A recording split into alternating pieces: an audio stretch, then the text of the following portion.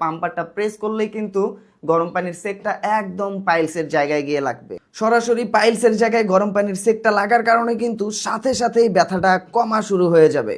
Piles, fistula, anal fisher, রেকটম যেটাই বলেন না কেন, এগুলোর ব্যথা কমানোর জন্য কিন্তু ডাক্তাররা সিডস বাথ নিতে বলে। আর পাইলসের জায়গায় সিডস বাথ নিলে কিন্তু ব্যথাটা কমতে থাকে আর পাইলসটাও কমতে শুরু করে। সিডস বাথ হলো পাইলসের জায়গায় গরম পানির সেক দেওয়া, আর নর্মাল গামলা বা বাটি দিয়ে গরম পানির সেক দিতে গেলে কিন্তু আরামের থেকে কষ্টই বেশি হয়।